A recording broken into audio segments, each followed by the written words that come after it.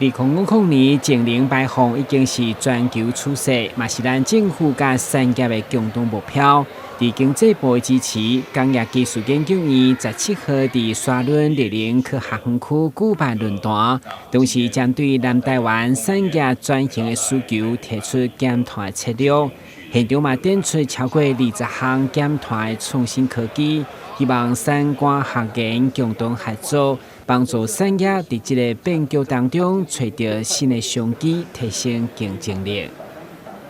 在近邻的能源供应方面，我们今天有一个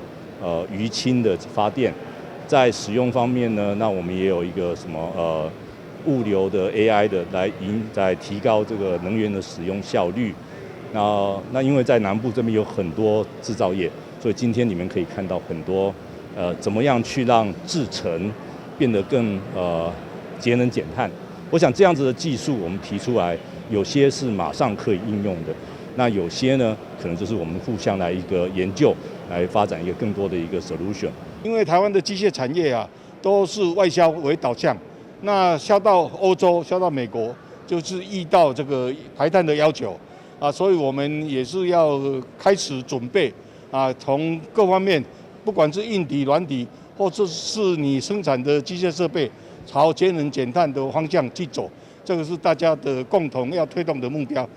开幕典礼当中，各大产业工会协会代表甲意见领袖拢组织做会，强调2050年净零排放已经不是挑战，而是一定要找机会实现的境界。副市长赵清惠嘛高调以台南努力方向来交换意见。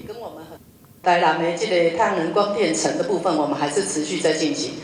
这个光电板的这个发电，咱台南讲起来是全国第一，咱现在已经降3个GW，所以在这个发电上面，我们尽了非常多的努力。未来咱的希望讲，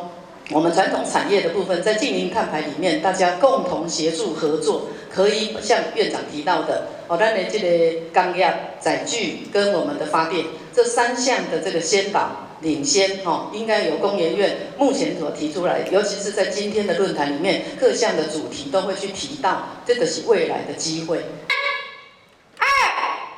1，预见总新新商机，南台湾净零排放。按下这个按钮之后呢，代表着启动未来，需要大家一起同心协力。启动仪式嘛，代表政府甲民间合作，拼净零排放的决心。台南新闻军及何秋芳采访报道。